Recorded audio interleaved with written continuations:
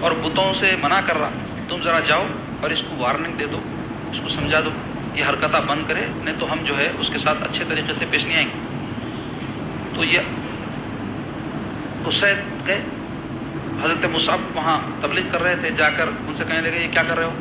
انہوں نے کہا کہ ہم دین پیش کر رہے ہیں، اسلام کی بات سمجھا رہے لوگوں کو۔ تو کہنے لگے کہ یہ سب تماشا ہمارے پاس نہیں کرنا، یہ سب بند کرو، یہاں سے جاؤ۔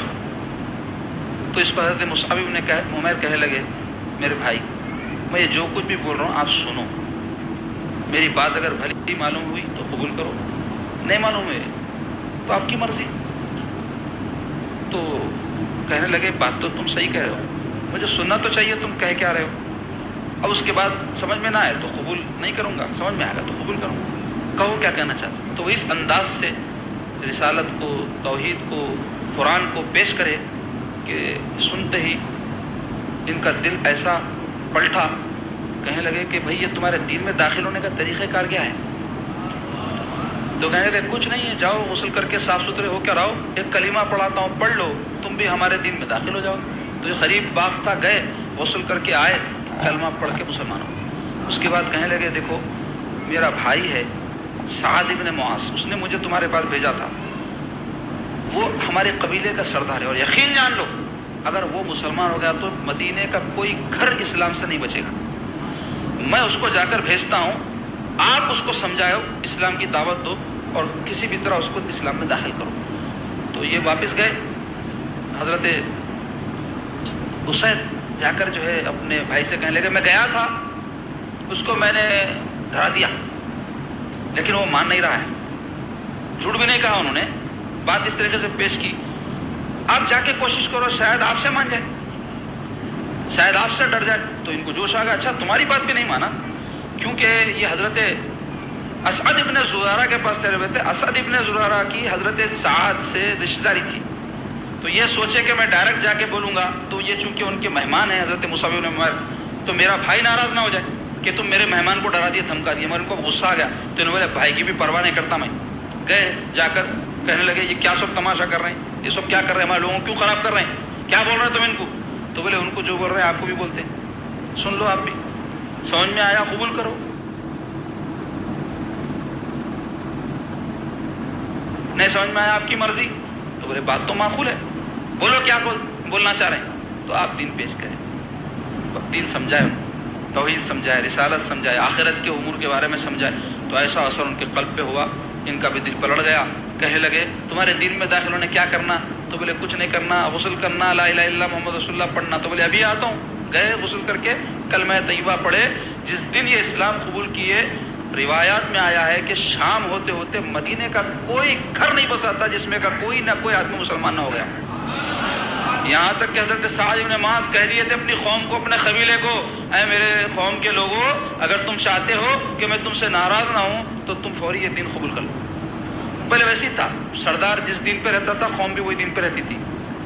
تو مختصر یہ کہ جیسے ہی یہ لوگ اسلام قبول کیے تو سارے مدینے میں جو ہے اسلام کا ڈنکا بجنا شروع ہوا، یہاں تک کہ جب جو ہے نبوت کا 12واں سال شروع ہوا تو پھر حج کا موقع آیا، تو ایک بڑی تعداد مدینے کے افراد کی حج کے لیے آئی، اور آ کر جو ہے ان میں سے بہت سارے لوگ حضور پاک صلی اللہ علیہ وسلم کے دست اقدس پر تجدید کی اپنے اسلام کی، اور 12 افراد مسلمان ہوئے اور بیعت کیے، اور وہ جو بیعت ہے اس کو اس میں سیرت میں بیعت عقبہ اولیٰ کہتے ہیں، گھاٹی میں کی ہوئی پہلی بیعت۔ بیعت بولتا عہد و پیمان، کیا بیعت کی؟ اسلام پر بیعت کیے، اور یہ عہد و پیمان کیے کہ یا رسول اللہ اگر اللہ نے آپ کو حکم دیا اور آپ ہجرت کر کے مدینہ طیبہ اگر تشریف لائیں گے تو ہم آپ کی جو ہے پوری طرح سے مدد کریں گے، اپنا تن من دھن سب آپ پہ قربان کریں گے، اس طرح کی وہ بیعت کی۔ تو یہ واقعہ ہے نبوت کے 12ویں سال کا، بیعت عقبہ اولیٰ، اور یہ نبوت کے 12ویں سال ہی پیارے آقا علیہ الصلوۃ والسلام کو معراج ہوئی، سرکار پاک صلی اللہ علیہ وسلم آسمانوں میں تشریف لے گئے، واقعہ معجزہ معراج ظاہر ہوا۔ اس کے بڑے واقعات آپ معراج شریف کے موقع پر سنتے رہتے، اب اس کی اتنی تفصیل ہے کہ وہ ایک مستقل عنوان ہے، اس پر اگر ہم کہنے بیٹھیں تو بہت زیادہ وقت ہو جائے گا۔ صرف اتنا ہی کہوں گا کہ معراج حضور کو کیوں عطا کی گئی، اس حوالے سے علماء کہتے ہیں آپ طائف کا واقعہ سنیں، اب سرکار پاک صلی اللہ علیہ وسلم کے اعلان نبوت کے بعد تکالیف، مشقتیں، پریشانیاں اٹھانا سنیں، کفار کا ظلم صحابہ پر جو کچھ ہوا سنیں، حضور پاک صلی اللہ علیہ وسلم کو کیا کیا اذیتیں پہنچائی گئی آپ سب سنیں، اور انتہا تو ہو گئی طائف میں، تو حضور پاک صلی اللہ علیہ وسلم کا دل بڑا مغموم تھا۔ تو علماء کہتے ہیں کہ جب محبوب کا دل مغموم ہو تو اس کے لیے، اس کے دل کو خوش کرنے کے لیے محب کے دیدار سے بڑھ کے کچھ بھی نہیں ہوتا۔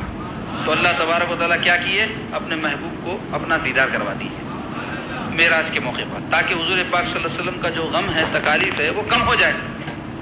تو بہرحال معراج شریف کا واقعہ بڑا اہم واقعہ ہے، سیرت کی تمام کتابوں میں ہے، حدیث کی تمام کتابوں میں ہے، قرآن مجید میں اس کے حوالے موجود ہے، اور اس موقع پر اللہ تبارک و تعالیٰ اپنے محبوب کو اتنی بلندی، اتنا اعلیٰ مقام اور جو شان حضور کی ہے ساری دنیا کے سامنے جہاں ظاہر فرمایا، تو وہیں سرکار کی امت کے لیے بھی عظیم الشان عبادت نماز اللہ تبارک و تعالیٰ عطا فرمائے۔ تو معراج کا تحفہ امت کے لیے کیا ہے، حضور کے لیے دیدار خدا ہے، امت کے لیے نماز ہے، اور سرکار فرمائے الصلاۃ معراج المومنین، کہ مومن کی معراج ہے نماز، یعنی اللہ تبارک و تعالیٰ کا تقرب بندے کو نماز کے ذریعے حاصل ہوتا ہے، اس واسطے اس کا ہم کو بڑی پابندی کے ساتھ اہتمام کرنا چاہیے۔ اللہ ہم سب کو نیک توفیق عطا فرمائے۔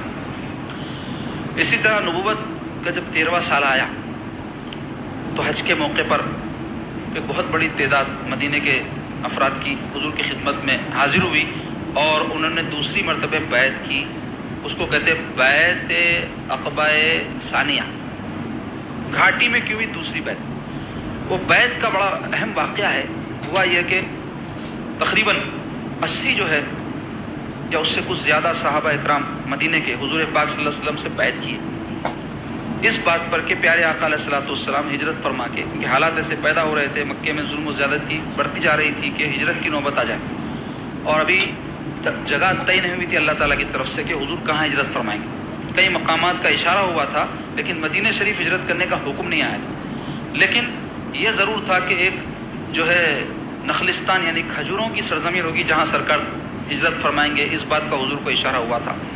تو مختصر یہ کہ جب یہ عہد و پیمان ہو رہا تھا تو مدینہ کے ایک صحابی اٹھ کر کہنے لگے یا رسول اللہ، ہم جو ہے تلواروں کے سائے میں کھیلے ہیں، اگر آپ وہاں تشریف لائیں گے مدینہ کو تو ہم ہر طرح سے جو ہے آپ کا ساتھ دیں گے۔ اس طرح سے وہ اپنی فقریہ کچھ باتیں کرنے لگے، تو برائے ابن عازب رضی اللہ عنہ ان کو روک دیے۔ حضرت عباس سرکار کے چچا جو ابھی تک بھی مسلمان نہیں ہوئے تھے، وہ اٹھ کر کہنے لگے لوگوں دیکھو، ہم نے محمد عربی صلی اللہ علیہ وسلم کو بڑے ناز سے پالا ہے، ان کی بڑی انداز سے ہم نے نگرانی کی ہے، حفاظت کی ہے، اب تم لوگ ان کو جو ہے مدینے آنے پر مدد کا وعدہ کر رہے ہو، کہیں ایسا تو نہیں کہ تم جو ہے وہاں آنے کے بعد ان کے ساتھ جیسا ان کی شایان شان مدد کرنی ہے، اگر وہ نہیں کرو گے تو یہ ٹھیک بات نہیں ہوگی۔ تو اس پر جو ہے سرکار کے ایک صحابی کہنے لگے یا رسول اللہ، ہم اپنی جان مال سب آپ پر نثار کر دیں گے، اور ہم ایسا کیے ہیں ویسا کیے ہیں، وہ تھوڑا فخریہ باتیں کرنے لگے۔ تو حضرت براء ابن عازب ان کو روک دیے، روک کر عرض گزار ہوئے یا رسول اللہ، آپ اگر ہجرت فرما کر مدینے آئیں گے تو ہمارے لیے بہت بڑا یہ اعزاز ہوگا، ہم ہر طرح سے آپ کی خدمت کرنے کے لیے تیار ہیں، لیکن یا رسول اللہ وہاں یہود سے ہمارے تعلقات ہیں، آپ تشریف لانے کے بعد میں یہود سے ہمارے تعلقات جو ہے یقینی بات ہے کہ خراب ہو جائیں گے، کیونکہ آپ کو ہم اپنا وہاں آقا اور اپنا سردار تسلیم کریں گے تو یہود ناراض ہو جائیں گے، تو ان سے تعلقات خراب ہو جانے کے بعد اللہ یقیناً آپ کو غلبہ عطا فرمائے گا۔ ہمیں اس بات کا پورا جو ہے اطمینان ہے کہ اللہ اپنے نبی کو جو ہے ضرور غالب کرے گا۔ جب اللہ آپ کو غلبہ عطا فرمائے گا، کہیں ایسا تو نہیں ہوگا کہ آپ ہم کو چھوڑ کر چلے جائیں گے۔ دیکھو عاشق کی ایک الگ ہی سوچ رہتی، عاشق کو معشوق ہونا اور ہر معشوق کا دیدار ہونا، اس کا قرب ہونا، تو ان لوگوں کی وہی سوچ تھی، بولے رسول اللہ چھوڑ کے چلے جائیں گے تو کیسا ہوگا۔ تو اس پر سرکار پاک صلی اللہ علیہ وسلم فرمائے ایسا نہیں ہوگا، میں تمہارے ساتھ رہوں گا، میرا جینا اور مرنا تمہارے ساتھ ہوگا، میرا دوست تمہارا دوست، تمہارا دوست میرا دوست، تمہارا دشمن میرا دشمن، میں مدینہ آنے کے بعد تم کو چھوڑ کے نہیں جاؤں گا، بلکہ حضور وعدہ فرمائے۔ تو مختصر یہ کہ اس کے بعد سارے جو ہے وہ عہد کیے سرکار پاک صلی اللہ علیہ وسلم سے کہ حضور مدینہ تشریف لائیں گے تو وہ حضور پاک صلی اللہ علیہ وسلم کی ہر طرح سے مدد کریں گے۔ اسی لیے یہ جو مدینہ کے صحابہ ان کو انصار کہا جاتا ہے، انصار کے معنی ہوتے ہیں مددگار کے۔ تو پیارے آقا علیہ الصلوۃ والسلام سے جو ہے 72 کے قریب صحابہ نے جو ہے بیعت کی، اور سرکار پاک صلی اللہ علیہ وسلم نے ان میں 12 کو نقیب یعنی سردار ان لوگوں پر مقرر فرمایا. یہ لوگ لوٹ گئے, کفار کو خبر ہوئی کہ ہمارے خلاف سازشیں ہو رہی ہیں اور یہ لوگ گروپ بنا رہے ہیں, تو کیا کرے کہ ان کو راستے میں پکڑ لیے, جا کے پکڑ کے جو ہے پوچھ تاچھ کرنے لگے کہ تم لوگ ایسا ایسا کوئی کام کیے گئے تھے, آپس میں عہد و پیمان کیے ہیں, بیعت کیے ہیں. تو یہ لوگ لا علمی کا اظہار کیے, کیونکہ ان میں جو لوگ بیعت نہیں کیے تھے ان کو پکڑ لوگا جا کے, تو وہ لوگ تو لا علمی کا اظہار کیے. یہ صحابہ نکل گئے, حضرت سعد ابن معاذ کو پکڑ لیے لوگ, ان سے کہنے لگے کہ تم سچ سچ بتاؤ.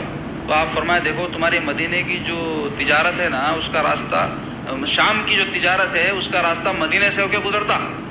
اگر تم لوگ میرے ساتھ رگڑیں گے, تمہارا آنا جانا بند کر دیتا ہوں, تو ڈر گئے پورے, کیونکہ انہوں بھی بہادر آدمی تھے, جنگجو, ڈرنے والے کہاں تھے. پھر ایمان آنے کے بعد تو اور ان کی بہادری میں اضافہ ہو گیا تھا.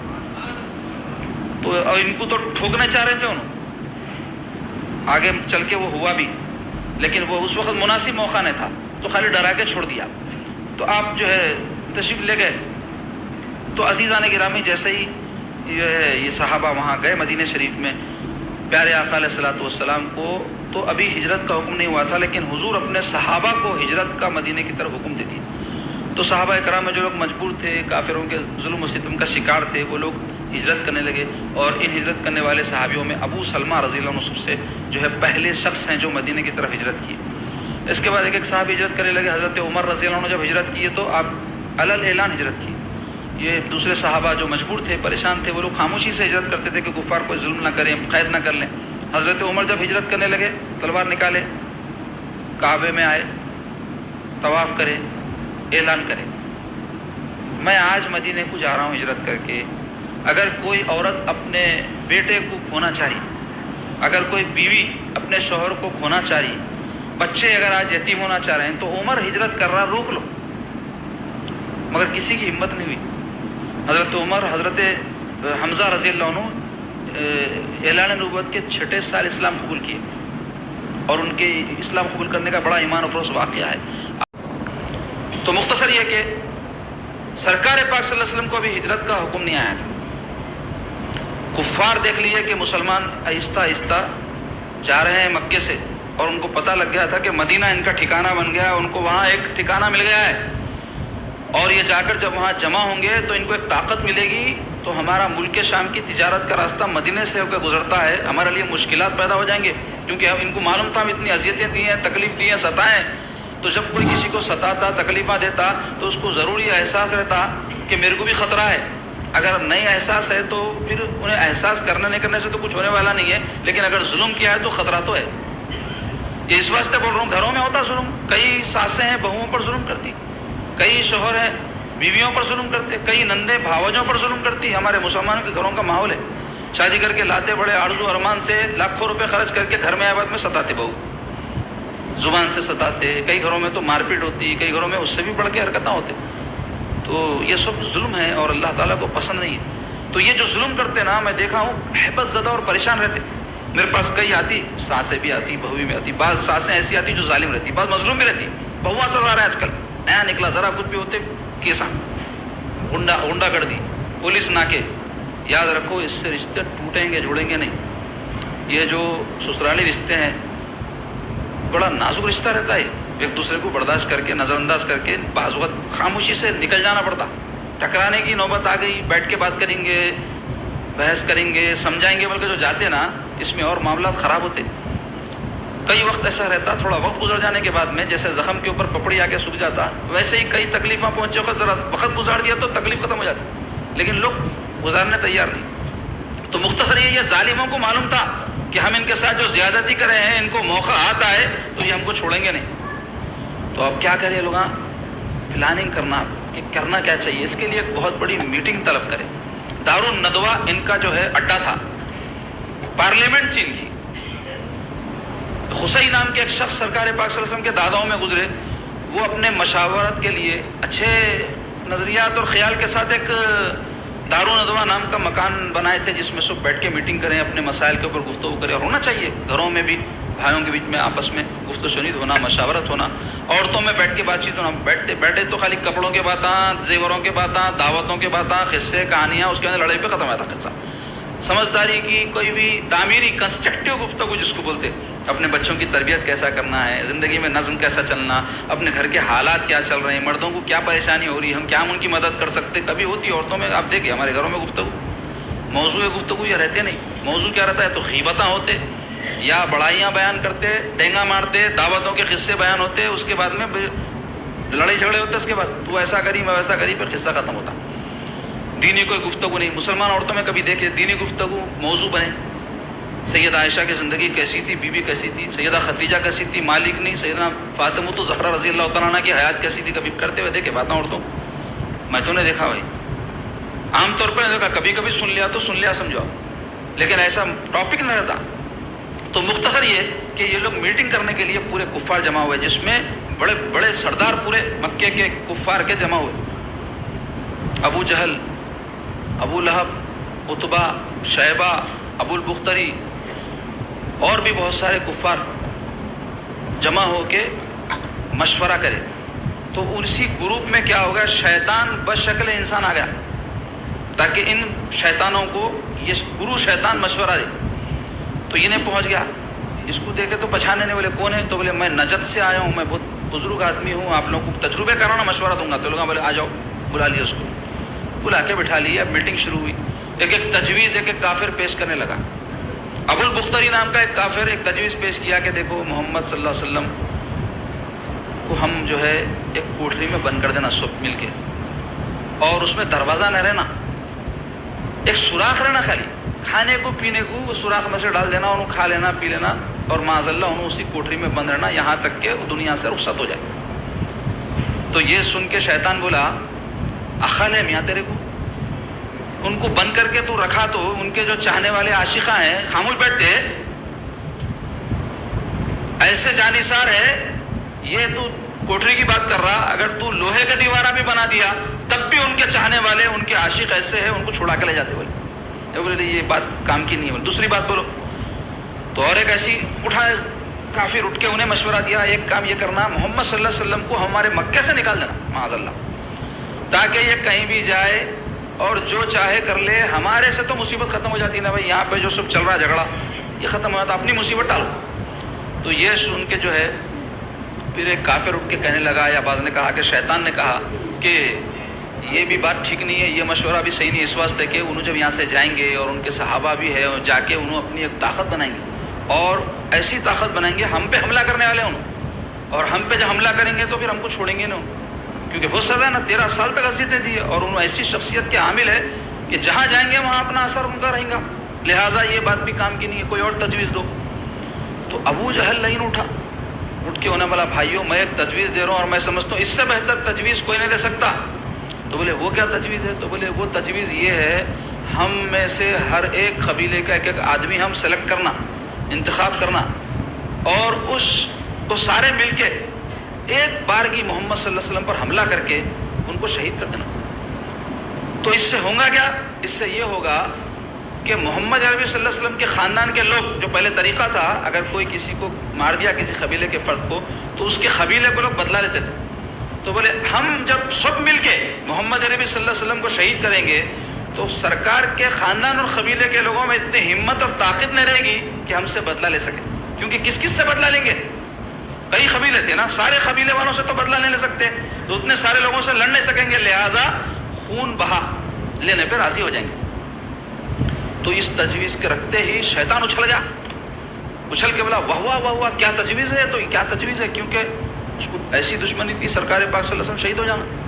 تو بولا یہ تجویز سب سے بہتر ہے، دیکھو آپ لوگ اس پہ عمل کر لو. تو اب سارے مل کے اتفاق کر لی اس تجویز پر، طے ہوا کہ ہر ایک قبیلے کا ایک آدمی مقرر ہو، اس کا انتخاب ہو، اور ایک بار کی جا کر سرکار پاک صلی اللہ علیہ وسلم جب اپنے گھر اقدس میں آرام فرما رہے ہوں حملہ کر کے حضور پاک صلی اللہ علیہ وسلم کو شہید کر دیا جائے. ادھر یہ سارے بدبخت پلاننگ کر رہے تھے، اور اللہ تبارک و تعالیٰ جو سب سے بہتر جو ہے فیصلہ فرمانے والا ہے، اس نے اپنے حبیب کو کفار کی اس تجویز سے باخبر فرما دیا.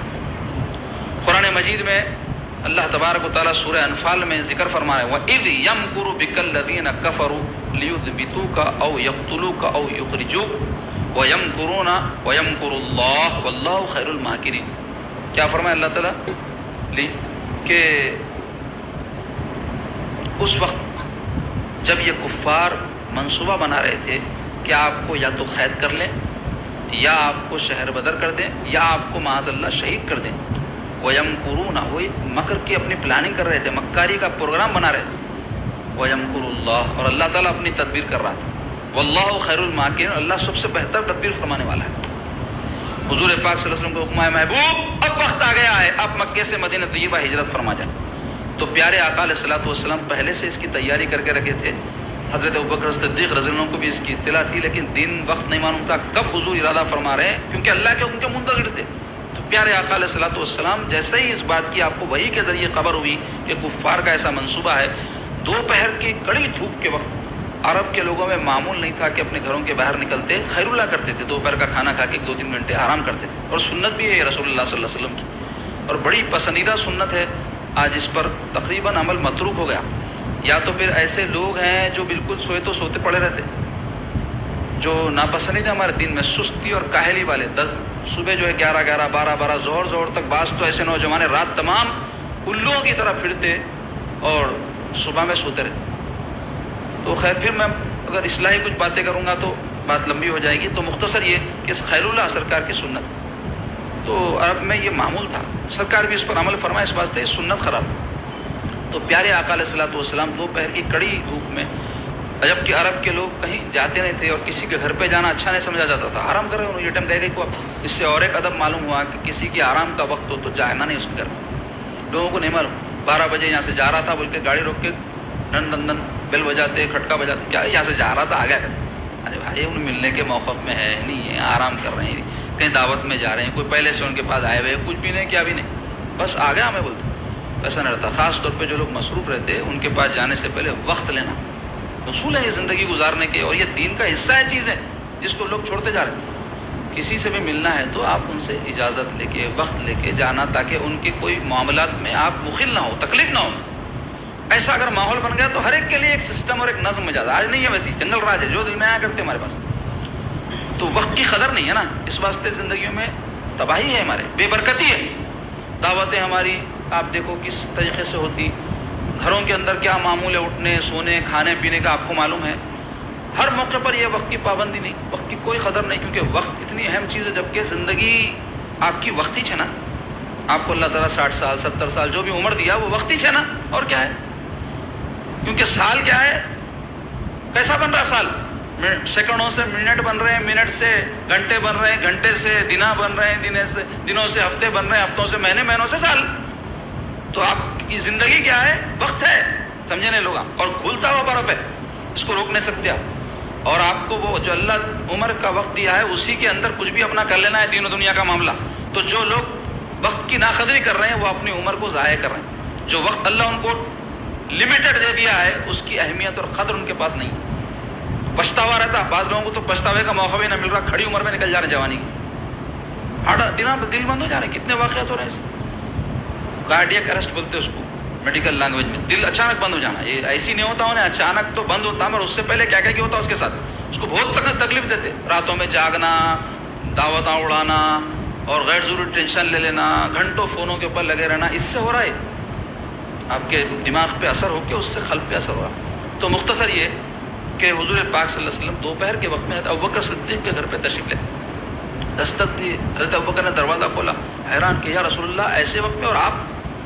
تو حضور پاک صلی اللہ علیہ وسلم فرمایا ابوبکر میں اندر نہ چاہتا ہوں، تو بولے یا رسول اللہ تشریف لے آئے، ایمرجنسی سچویشن تھا نا، تو ایمرجنسی میں کسی کے پاس مجبوری ہے تو جاتے جاتے، تو سرکار پاک صلی اللہ علیہ وسلم اندر تشریف لے جانے نے فرمایا ابوبکر اللہ تعالیٰ نے مجھے ہجرت کا حکم فرما دیا ہے اور میں ہجرت کرنے والا ہوں، اور اللہ نے تمہیں میرے ساتھ رہنے کا شرف بخشا ہے۔ بہت بڑی سعادت ہے نا، ہجرت عبادت، اور اللہ کے رسول کے ساتھ ہجرت کرنا، اس سے بڑی کوئی سعادت ہو سکتی؟ تو حضرت ابوبکر صدیق رونے لگے، اور حضور یا رسول اللہ میں پہلے سے تیاری کر کے رکھا تھا، 2 اونٹ 6 مہینے سے حضرت ابوبکر صدیق اس کو کھلا پلا کے تیار کر رہے تھے، بولے آپ کی خدمت میں پیش ہے۔ حضور فرمائے میں قیمت دے کے لوں گا، کیونکہ ہجرت عبادت ہے اور عبادت میں کسی کی مدد نہیں۔ تو وہ بدل ناخواستہ، یعنی نہیں چاہتے ہوئے بدل ناخواستہ حضرت ابوبکر تیار ہو گئے، حضور کے حکم کیسا ٹالیں گے؟ تو بولے یا رسول اللہ میں تو سب قربان کرنا چاہتا ہوں پہ، لیکن آپ حکم فرما رہے ہیں تو قبول کر لیتا ہوں۔ تو حضرت ابوبکر صدیق جو ہے وہ رقم لینے پہ جو بھی قیمت تھی راضی ہو گئے۔ اس کے بعد تیاری کرنے کا حکم فرمائے سرکار پاک صلی اللہ علیہ وسلم. تو حضرت عائشہ صدیقہ رضی اللہ تعالیٰ عنہ سے حضور کا عہد ہو چکا تھا مکے میں, اور ان کی بڑی بہن ہے اسما بنت ابو بکر رضی اللہ تعالیٰ عنہ, وہ فوری توشے دان تیار کری, اور جلدی تیاری میں اب دیکھے کہ توشہ بننے کے واسطے ڈوری ووری نہیں ملی, تو ان کا جو پٹکا تھا کمر میں بچیاں باندھتے وہ نکال کے اس کو 2 چیری کرے, آدھا باندھ لیے, آدھے سے توشے دان باندھ دیے. کیسی محبت اور کیسا ان لوگوں کی چاہت ہے سرکار پاک صلی اللہ علیہ وسلم سے, دیکھو آپ. تو مختصر یہ کہ پھر سرکار پاک صلی اللہ علیہ وسلم واپس تشریف لائے اور اپنے مکان اقدس میں جو قیام فرما ہو گئے, اور حضرت سیدنا علی المرتضیٰ کرم اللہ وجہہ و رضی اللہ عنہ کو طلب فرمائے اور ارشاد فرمایا, علی آج رات میں ہجرت کر رہا ہوں, ابو بکر میرے ساتھ رہیں گے, تم میرے بستر پر میری جگہ سونا. اور سرکار پاک صلی اللہ علیہ وسلم اپنی سبز ہرے رنگ کی چادر عنایت فرمائے اور ارشاد فرمایا, علی لوگوں کی امانتیں میرے پاس ہے, وہ لوٹا کے تم 3 دن کے بعد مدینہ طیبہ آ جانا. یہ سب طے ہو گیا. حضرت مولا علی رضی اللہ عنہ سرکار کے بستر پر سو گئے. کفار پوری پلاننگ کرے کہ رات میں جیسے ہی اندھیرا چھائیں گا اور حضور نیند میں رہیں گے, اس وقت ہم اچانک حملہ کر کے پیارے آقا علیہ الصلوۃ والسلام کو شہید کر دیں گے. حضور علیہ الصلوۃ والسلام جیسے ہی اندھیرا چھایا اپنے گھر سے نکلے, مولا علی حضور کے بستر پر آرام فرما رہے ہیں. آپ غور کریں کہ حضرت ابوبکر حضور کے ساتھ رہ کر اپنی جان نثاری کر رہے ہیں, تو مولا علی حضور کے بستر پر سو کر اپنی جان نثار کر رہے ہیں. تو حضور پاک علیہ الصلوۃ والسلام جب نکلے تو دیکھے کفار گھرے ہوئے گھر کو پورے. تو حضور ایک مٹھی میں مٹی اٹھائے اور سورہ یاسین کی ابتدائی آیات پڑھ کر کافروں کی طرف اچھال دیے. تو وہ جو مٹھی جس کافر تک پہنچی اس کے سر پہ ایک ذرہ بھی لگا تو انہیں اندھے کے جیسا ہو گیا, اس کو کچھ نظر ہی نہیں آنے لگا. پیارے آقا علیہ الصلوۃ والسلام ان کے سامنے سے نکل کر تشریف لے گئے اور ان کو دکھا ہی نہیں. ایک کافر دور تھا جو مٹی کی زد میں نہیں آیا, انہیں سب تماشا دیکھ رہا تھا. حضور پاک صلی اللہ علیہ وسلم جب کافی دور نکل گئے تو انہیں آ کے کافروں کو ہلایا, کیا ہوا رے؟ بولے تو ہلے پورے. تو بولے کیا کر رہے ہیں؟ تو بولے محمد صلی اللہ علیہ وسلم کا انتظار کر رہے ہیں. ارے تمہارے بدبختوں سامنے سے نکل کے چلے گئے نا انہوں. تو بولے ارے ہمیں کو نظر نہیں آیا. تو ایسا موجودہ سرکار کا ظاہر ہوا. پھر پیارے آقا علیہ الصلوۃ والسلام تشریف لے گئے. اب کفار کیا کرے, گھر میں داخل ہوئے سرکار پاک صلی اللہ علیہ وسلم, سیدنا علی رضی اللہ عنہ چادر منہ پہ تان کے سو رہے ہیں. کیسی بے فکری ہے دیکھو آپ, جبکہ کوئی کسی کی جگہ سو رہا اور اس بات کا خطرہ اور خدشہ ہو کہ دشمن حملہ کرنے والا, تو نیند آتی آدمی کو. مولا علی سو رہے تھے, یہ لوگ آ کے اٹھائے ان کو. ایسی بے فکری کی نہیں, کیونکہ جانے ولایت ہے, اللہ کی ذات پر بھروسہ, سرکار کے اوپر جان نثار کرنے لیٹے وہاں. تو ویسی صورت میں آپ فرماتے, بعد میں کوئی پوچھے علی بستر مصطفیٰ پر تم کو خوف نہیں ہوا؟ دشمن تو جو قتل کرنے کے ارادے سے باہر گھرے ہوئے تھے. تو آپ فرمائے مجھے کیا فکر ہے, حضور فرما دیے تھے 3 دن کے بعد مدینہ آنا. مجھے زندگی میں کبھی اتنا کسی بات کا یقین نہیں ہوا میں کبھی 1 منٹ کے بعد میں زندہ رہوں گا یا نہیں. اس وقت ہوا کہ 3 دن تک نہیں مروں گا میں, 3 دن تک مجھے موت آ ہی نہیں سکتی, کیونکہ سرکار فرما دیے وہاں آنا تو میں ضرور پہنچوں گا. ایسا سرکار پاک صلی اللہ علیہ وسلم کی بات پر ان لوگوں کا ایمان اور ایقان تھا. آج ہم اس سے محروم ہیں, اس یقین سے. اس واسطے ہمارے لیے قدم قدم کے اوپر پریشانیاں, مصیبتیں, عذاب ہے زندگی. سرکار کی بات پر یقین کرنا سیکھو. جو میرے سرکار فرما دیے 100% تو ایک پیمانہ بنا دیے کچھ بھی بات کو بولنے کو, 1,00,000%, بلکہ میں تو بولوں گا الفاظ نہیں ہمارے پاس, اتنی صحیح ہے سرکار کی بات. تو مختصر یہ ہے کہ پیارے آقا علیہ الصلوۃ والسلام جب نکلے تو پلاننگ یہ ہوئی تھی کہ کفار کو اندازہ تھا کہ حضور مدینہ کی طرف جائیں گے. تو یقینی بات ہے کہ حضور جب ان کو جو ہے ہاتھ نہیں لگے تو کیسا نہ کیسا مدینہ کے راستے میں نکلیں گے. تو حضور کی حکمت عملی کے قربان جاؤ.